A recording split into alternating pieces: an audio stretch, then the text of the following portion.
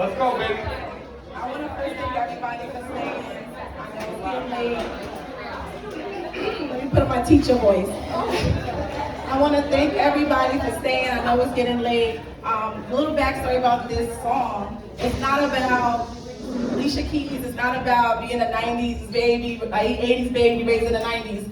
The song, whenever you're feeling down, whenever you're feeling like you just can't. For me, I turn that on, I crank it, I look at myself, and I know that I'm on fire. You're on fire. We're on fire. Right? So I wrote a book. It's called, first, my name is Tasha Owens, on social media as Tasha Talks Life.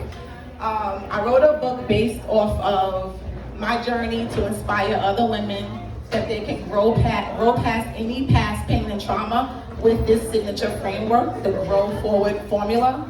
The book is titled Sis Stop Sulkin, God's Plan is Greater.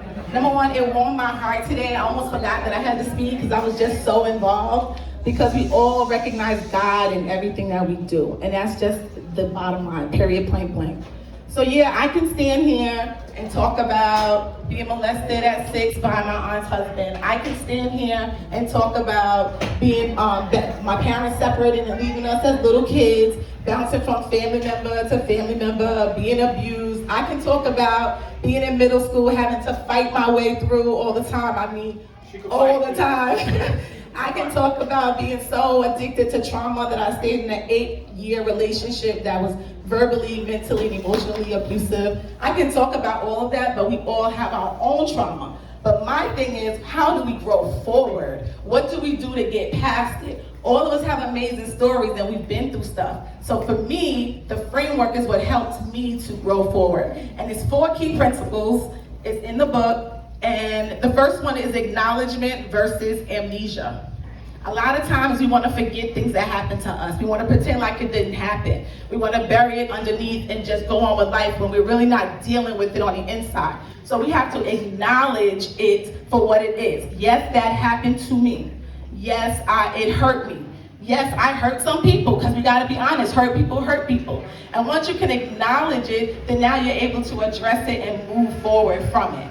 Secondly, forgiveness for freedom. Forgiveness is not for the other person. Forgiveness is for you. It's almost like what they say, drinking poison, right? And expecting that your enemy dies. Like, the forgiveness is the way, when you hold that grudge, that person may not even know.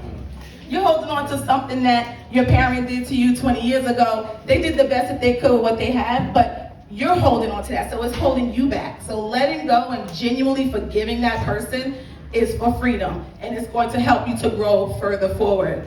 The third principle is conscious celebration, gratitude. Everybody knows that what you're grateful for, the more you have to be grateful for. Stay grounded and be grateful for what you have. Every time I get into a point where I'm like, whoa, it's me, it's like, wait a minute.